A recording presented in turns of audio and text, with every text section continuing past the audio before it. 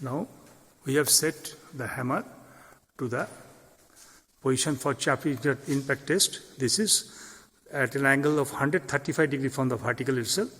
The hammer is fixed and a new block for hammering is also fixed over the hammer itself. This block is different to that of used in isert impact test machine. Now here the indicator will be select again 0, where it is 0 is set here at 160 or it is 164 degrees in centigrade. That is at 85, 164. No, 290. That is 135 degree position here. This is the position of setting the indicator of 5.Impact test. Now we have to release the hammer and we have to put our workpiece over the vise itself, which is kept in a horizontal position, and notch is kept facing the punch itself. And we don't have to fix it. It will just kept idly, loosely on the resting position of the vise itself. After we release the hammer here, by releasing this trigger, this handle, item will swing and break the part itself. It is like this. I'm just releasing it. Still it could not break it. Okay. So here it will go up to this position to register the Sharpie test at 120 degrees centigrade. Thank you.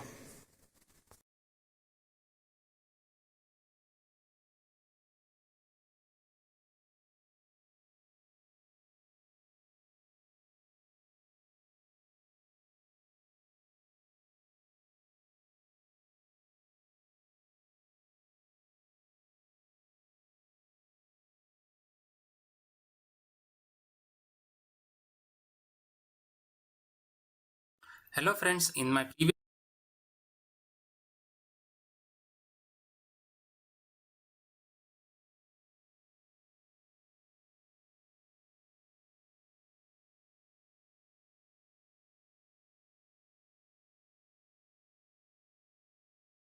video I had asked one question, and that was, what is the maximum free fall height of concrete? And the answer for that question is 1.5 meters. So this is a specified value, and the concrete should not fall from a height of more than 1.5 meters. And today's question is, which is the longest bridge in the world? You attempt your answers in the comment section, and I will come up with the answers in my next video. So let's start with today's video. Hello friends, welcome back to All About Structural Analysis and Design. So in this video, we shall see how to carry an impact test on road aggregates. In one of the videos, I have shown you how to carry out a abrasion test by Los Angeles abrasion testing machine. So this is the another kind of test we go for when we want to find out the suitability of road aggregates. Before moving on to this test, we will see what is impact. Impact is nothing but sudden shock created with the heavy load. Due to heavy vehicular movement, the impact will be done on the aggregates, and it may result the crushing of the aggregates. So before road construction, we have to do this test to find out the suitability of these aggregates. So the apparatus required for this aggregates is, first is 12.5 mm sieve and 10 mm sieve you require. So aggregates should be sieved from these two sieve set. Then whatever is passing through 12.5 and whatever is retaining on 10 mm, that sample you have to take and you have to test it. And after the test, one more sieve you have to take, that is 2.36 mm sieve, and whatever is passing through 2.36 mm sieve, that material you have to take and you have to proceed with the calculations.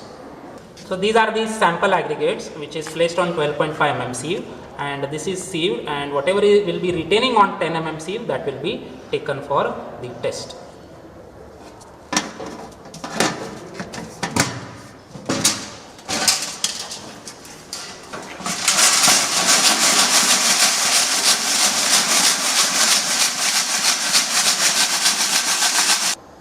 So this is the sample which is retaining on 10 mm sieve. So this will be the aggregates which should be tested.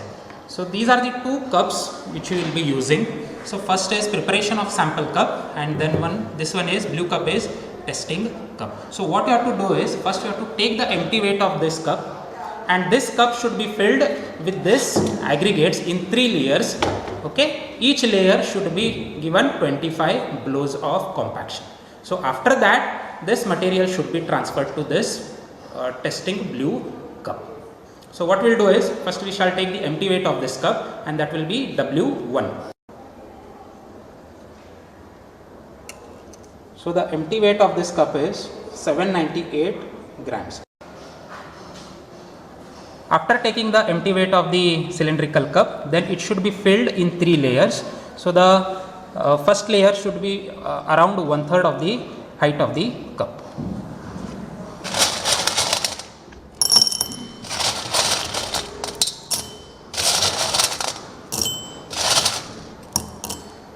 Then 25 blows should be given.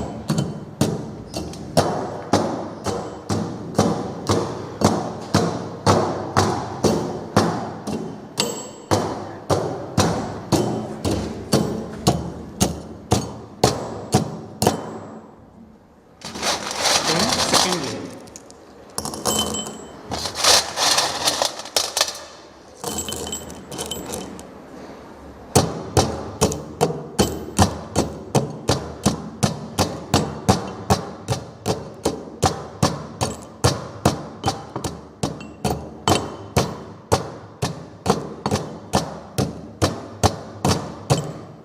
Next, third and last layer.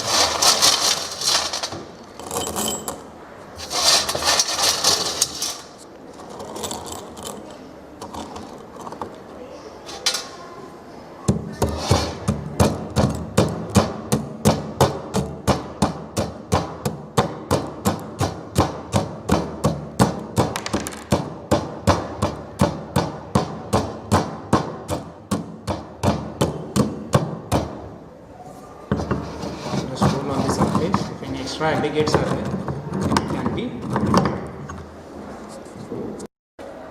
Now after filling the cup with aggregates in 3 layers, then we have to weigh this.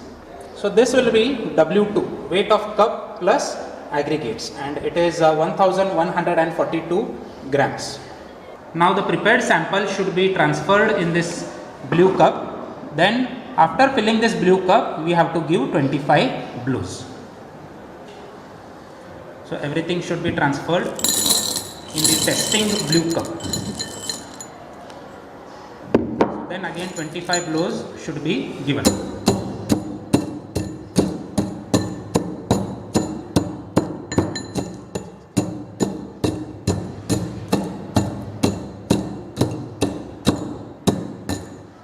So now the sample is ready for impact test. So this is the impact testing machine, and this is the frame, and this whichever you are seeing is hammer. The weight of the hammer is 13.75 kg plus or minus 0.25 kg, and the height of the fall will be 38 centimeters. So one thing you have to remember is, whenever you give the blows, you have to give the 15 blows such that each blow should be given per second. Only 15 blows you have to give, and each blow per second you have to do it. Now the testing cup will be placed in impact testing machine.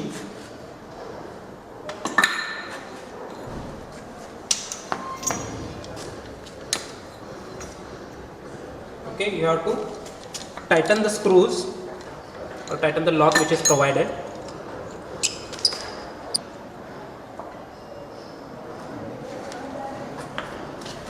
Okay, now the sample is ready to go under impact. Remember, 15 blows, each blow per second. This screw you have to remove.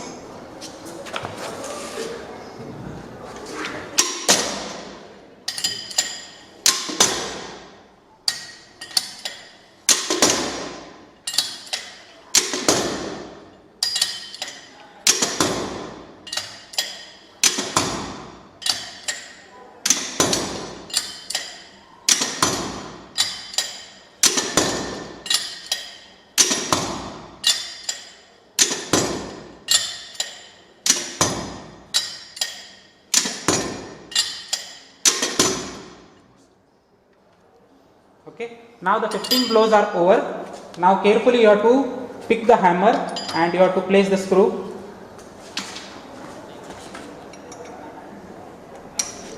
Okay, after doing this, carefully again you have to loose the clamping screw and you have to remove the blue cup.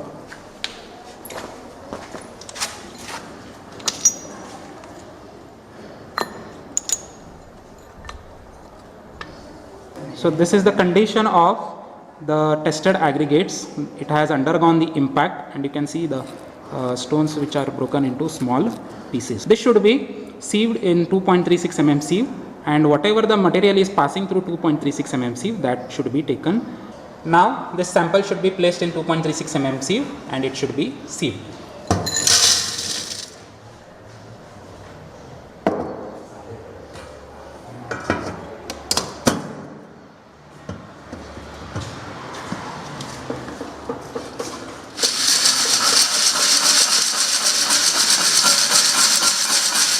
So this is retaining on 2.36 mm sieve, and this is the material which is passing through 2.36 mm sieve. So whatever is passing, that weight you have to take and you have to proceed with the calculations. So whatever is passing through 2.36 mm sieve, you have to weigh.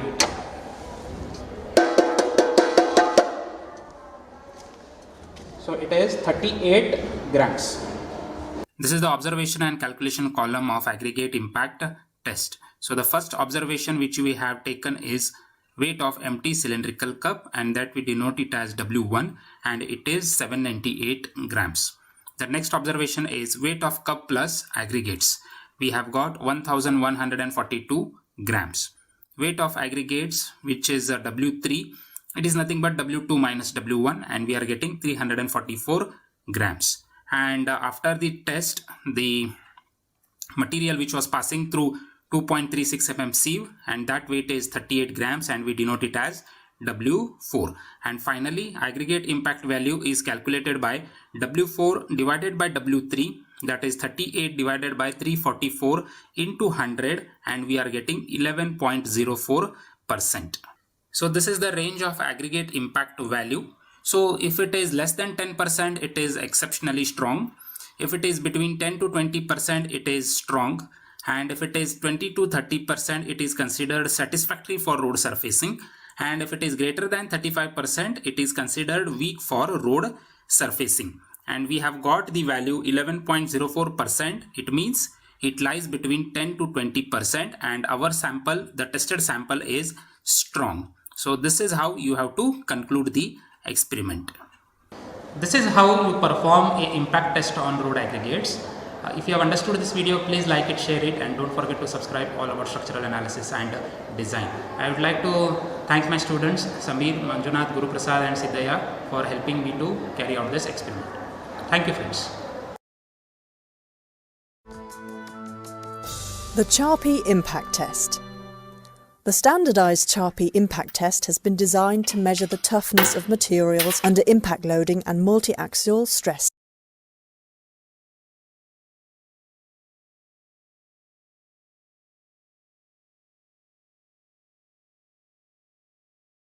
state. A pendulum impact testing machine is used to do so. The pendulum on the machine has a heavy weight at the end. This is lifted into the starting position in step 1. Then the tester checks whether the testing machine has been adjusted accurately. In order to do this, he turns the drag indicator downwards and releases the pendulum without a test specimen. The drag indicator stops at position 0. This proves that the pendulum has the correct starting position and that the friction is correctly compensated. The machine is ready for the tests. First test, strain-aged plain carbon steel S235. This is our test specimen. It has been machined to standardized size and shape with the characteristic V-shaped notch. The tester places the specimen on a support in the lower part of the machine and adjusts its position with a centering device.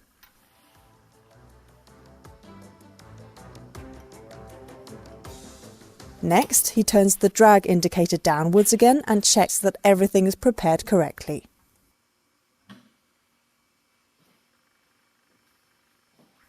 Perfect. The test can begin. The pendulum is released, it swings downwards and hits the specimen with its rounded hammer peen. The specimen absorbs part of the pendulum's energy, so the pendulum doesn't reach the full height on the other side. The amount of energy that has been absorbed by the specimen can now be read off at the position of the drag indicator. It only amounts to 13 joules in this test. Here is the main principle of the measurement. In its starting position, the pendulum only has potential energy. It is given by mass of the hammer m times gravitational acceleration g times starting height capital H. After the pendulum has been released, the hammer moves downwards, hits the specimen and then only swings to height small h.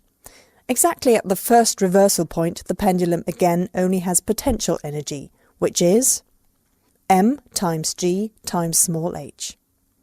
The energy that has been absorbed by the specimen is called notch impact energy, kV. It corresponds to the difference between the two potential energies. The first specimen only shows very little plastic deformation. A mostly flat, slightly glittering fracture surface has been formed. This is another important indication that this kind of steel is only able to absorb small amounts of notch impact energy. It shows mainly brittle behaviour due to the strain aging effect. Second test. The second specimen has been made from normalised steel S235. It is also placed on the support and centred.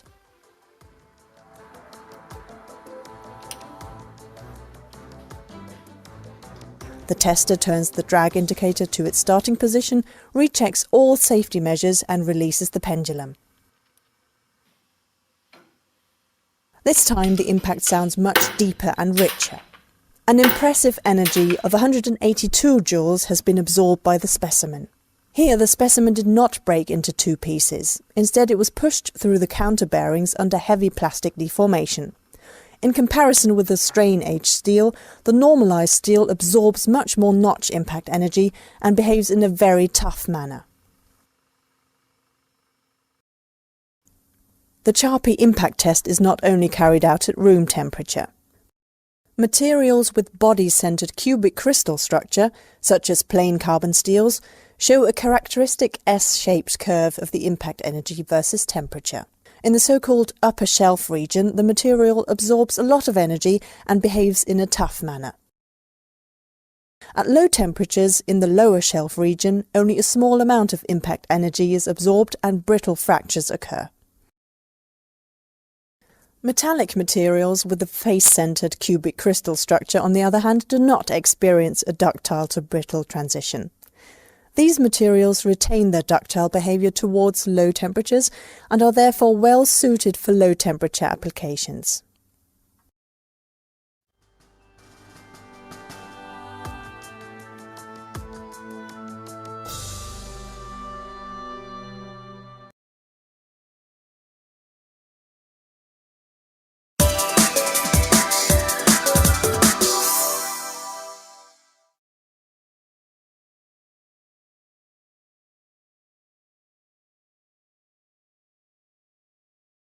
Hello, this is Andy from the Engineers Academy, and in this video we're going to discuss impact testing. Now, impact tests are used to determine the toughness of a sample of material. Now, I choose my words carefully there. The reason why it's to test the toughness of a sample of material is because this is dependent on the size, or more importantly, the cross-section of the material, as we'll see in a moment. Now, there's two different types of impact test. We have a Sharpie test and we have an ISOD test. And over on the left here, we see diagrams to show the differences.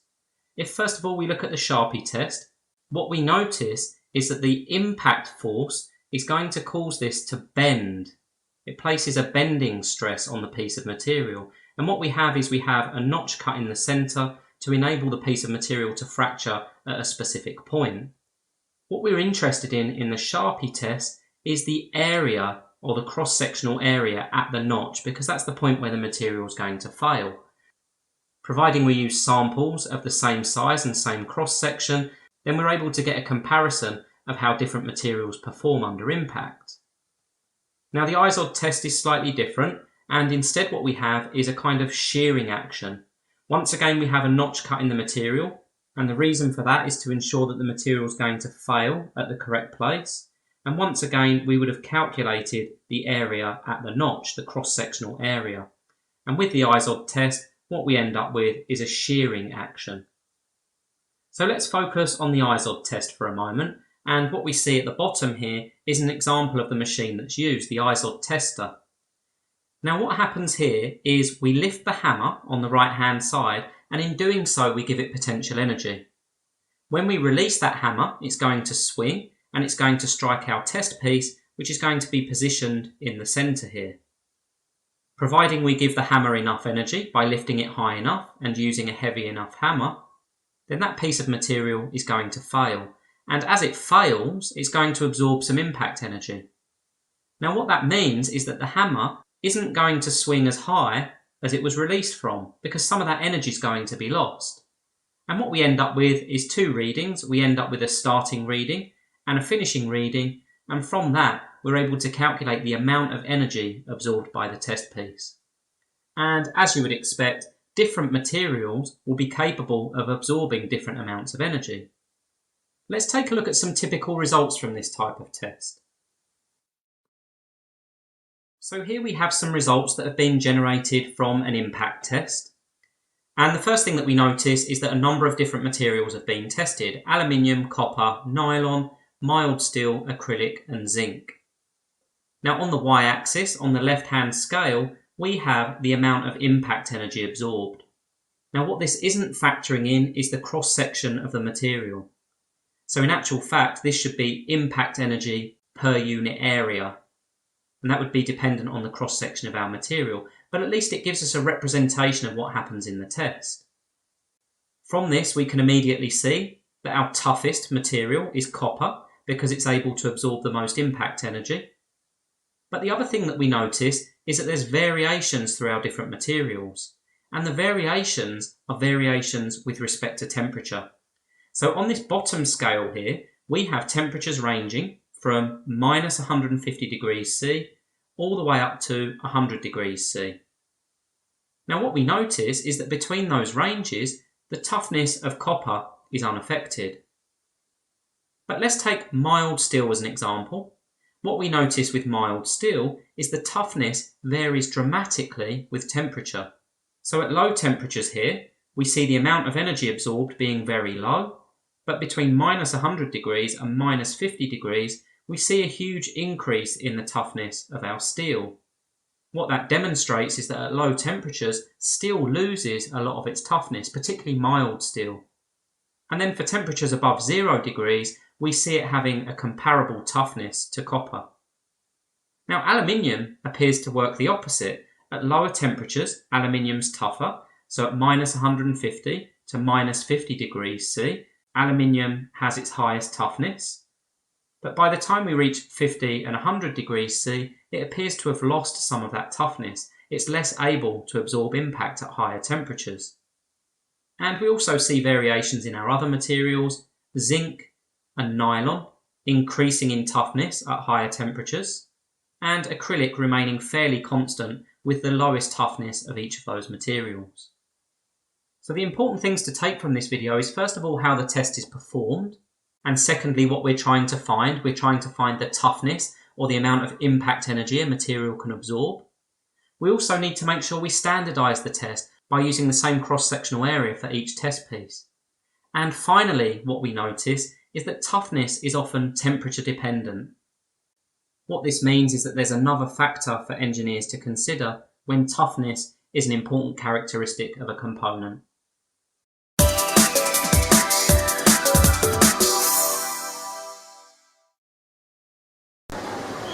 Hi everyone, welcome back to another video of Engineers Academy, and in this video we are going to differentiate about the two of the impact testing process, which is nothing but the ISOD impact test and the Charpy impact test. In this video we'll see how the specimen is different, how the actual process is different over here. So hey guys, welcome back to another video of Engineers Academy. Myself Narendra, and you're watching Engineers Academy, which is nothing but the platform on YouTube which is based for the engineering aspirants. So on my engineering academy YouTube channel, you'll get videos related to most of the engineering topics, latest technology, material science, automobile engineering. So guys, please do watch this video till the end, and guys, please support me, please motivate me by subscribing to my education channel Engineers Academy, and guys, don't forget to hit the bell icon. So guys, without wasting any time, let's begin with our today's topic, that is nothing but the IZOD impact test and the CHARP impact test.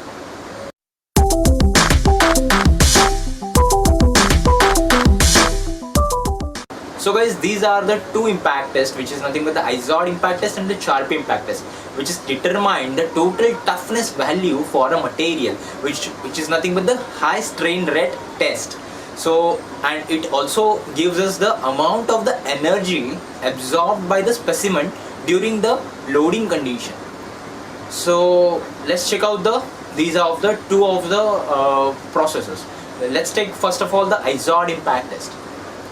So over here you can see this is the impact testing machine, which is having a pendulum type hammer connected to a scale, and on the just below that the hammer there is like an anvil, and upon that anvil a specimen will be kept.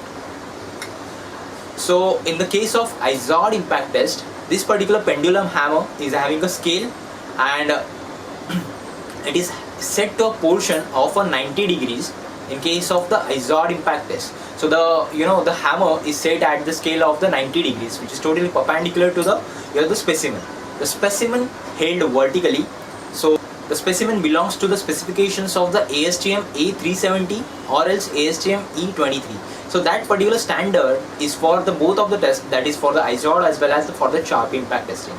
So over here in case of the IZOD impact test, the specimen held vertically such that the specimen will be having the specification of which is having a 10 mm square and will be having a 75 mm long in case of the IZOD impact test. So these are the standard specification of the specimen. Also this particular specimen is having a V notch over there in the center, which is 2 mm deep and having a 45 degree of angle. So that is the that is the required parameters over here in IZOD impact test.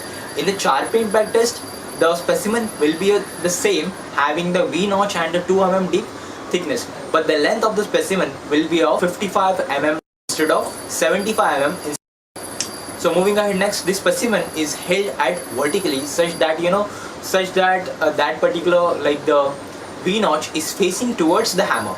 So it is held on the anvil, the specimen is held on the anvil, and then the hammer is released so that the hammer will get strike on the specimen at the angle of 90 degree. So before that striking, the initial amount of that is the potential difference in the hammer, that is nothing but the amount of the energy which is there inside the hammer, that is noted down from the scale which is connected to your hammer, and then hammer is released and it gets strike on your workpiece, your specimen, so that the specimen will get deformed actually. And after the striking, the scale gives the another reading, so you have to note down that another reading also. So after striking, the total amount of the energy which is absorbed by the specimen, which is expressed in joules, that is nothing but the initial potential energy in the hammer minus the amount of the energy after striking. So basically we get a value which is nothing but the amount of the energy which is amount of the energy absorbed by your specimen. So that was the whole of the procedure in IZOD impact test. Now let's talk about the CHARP impact test. The test is very much similar except the angle of striking. The angle of striking in IZOD impact test was of 90 degrees, but over here in the CHARP impact test, the angle of striking will be of 140 to 120. So moving ahead, next is the specimen. The specimen is having a 10 mm square or else 55 mm long, which is used in IZOD, and in the CHARP impact test it will be of the 75 mm long. So that is the difference in the specimen. The standard will be same as that of the IZOD and the CHARP, which is nothing but the A370 or else E23, that is ASTM, American Society of Testing Materials, that is E23. Also, in case of the CHARP impact test, the specimen is held horizontally horizontally such that this particular notch is facing on the opposite side of the your striking hammer. As that of in case of the IZOD impact test, the specimen held vertically, but over here in case of the sharp impact test, the specimen is held horizontally. So that is the basic difference between the IZOD and the sharp impact test. So now let's understand why these two tests are needed over here in case of the impact testing condition. So in some of the industries such as the automobile industry, aerospace industries, steel industries, there is a quality control department, and in that department it is very necessary to understand what is the actual amount of the deformation, what is the actual impact toughness of the particular material, so that that particular material is best suited for that particular application. So by considering the application, we have to understand, we have to check out the high strain rate or else the total impact toughness of the material. So that's why these two of the tests, IZOD and the Charpy tests, are carried out. So guys, I hope you understood this particular phenomenon of IZOD impact test and the Charpy impact test, which is basically used to determine the amount of the energy absorbed by the specimen during the impact loading conditions. So guys, thank you for watching my video. Please do subscribe to my educational channel, Engineers Academy.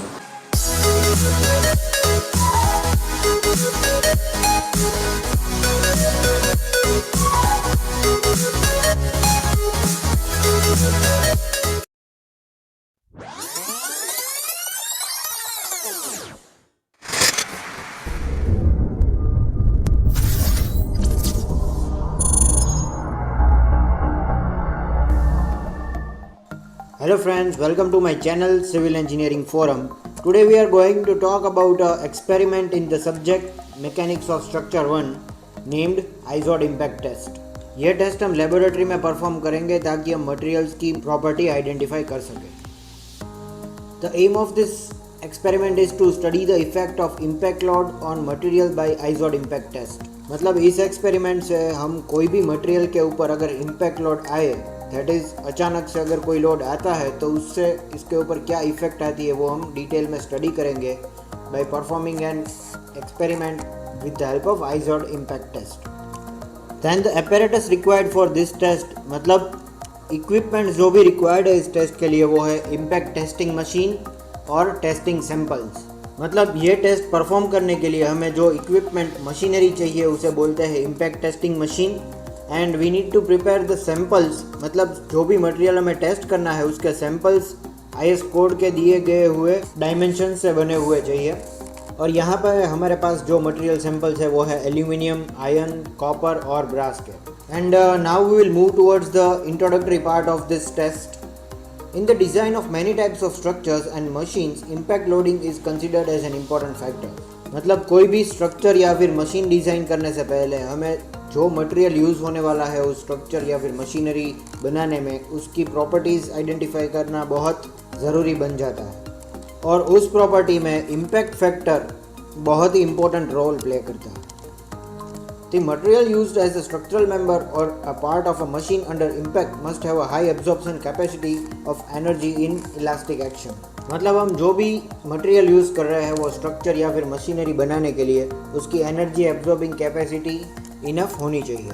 और ये experiment IZOD impact test perform करके हम impact energy absorbing capacity सभी materials की identify करेंगे.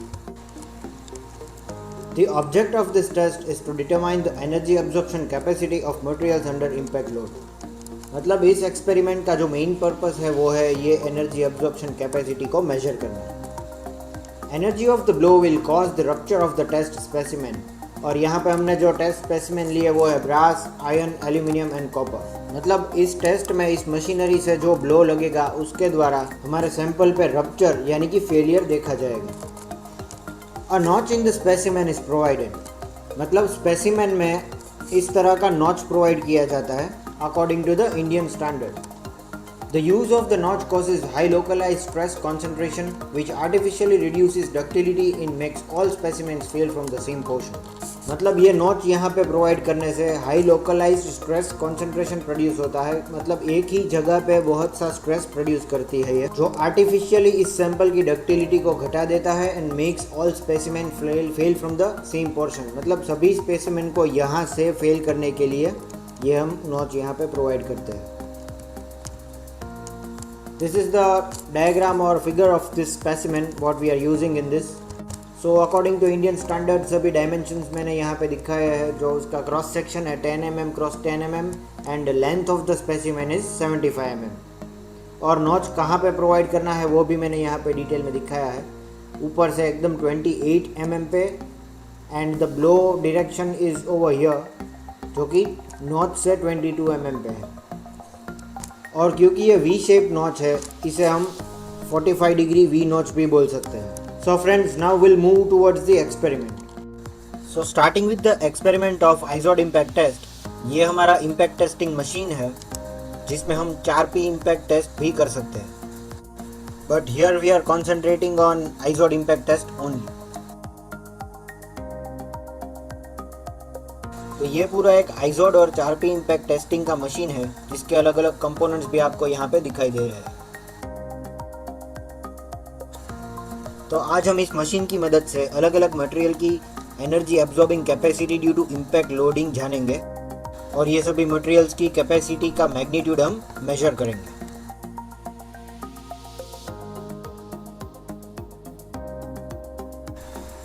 तो ये हमारे मशीन का रीडिंग डायल है जिसमें आइजोड और 4P दोनों के हम रीडिंग्स ले सकते हैं। जहाँ पे अंदर की तरफ जो रीडिंग्स दिखाई दे रहे हैं वो आइजोड इम्पैक्ट टेस्ट के लिए है और बाहर की तरफ जो भी रीडिंग्स दिए हैं वो 4P इम्पैक्ट टेस्ट के लिए दिए गए हैं। And as listed in the dial, जैसा कि डायल में दिया गया है 1 division is equal to 2 joules. तो क्योंकि हम यहाँ पे एनर्जी मेजर कर रहे हैं तो इसका यूनिट रहेगा जूल्स, और 1 डिवीजन का यूनिट यहाँ पे है 2 जूल्स। तो इस हिसाब से हम वैल्यू मेजर करेंगे। फिर अगर हम बात करें सेटअप की, तो इस लेवल से हम 4P इम्पैक्ट टेस्ट परफॉर्म कर सकते हैं और इस लेवल से हम आइजोड इम्पैक्ट टेस्ट परफॉर्म करेंगे। और इस डायल में से जो है वो हम वैल्यू मेजर करेंगे।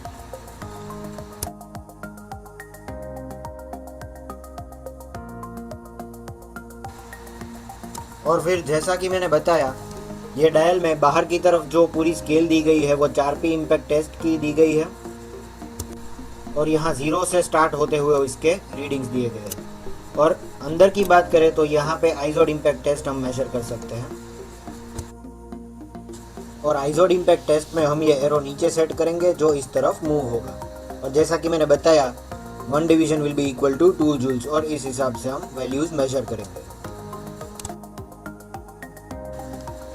और ये यहाँ पे जो छोटा हैंडल दिखाई दे रहा है वो इस मशीन की की है जिससे हमारा जो हैमर है वो एक्टिवेट होगा और फ्री फॉल होगा उसका।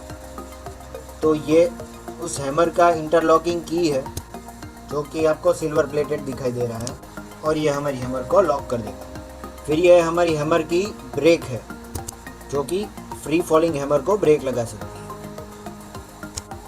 और ये है हमारी आइजोड हैमर या फिर हम पेंडुलम भी बोल सकते हैं, जिसकी मदद से हम इम्पैक्ट एनर्जी मेजर करेंगे and it will make a free fall. और ये हमारे 4 अलग अलग सैंपल्स है जिसकी हम एनर्जी एब्जॉर्बिंग कैपेसिटी मेजर करेंगे, namely brass, copper, iron and aluminium. और इनके डायमेंशन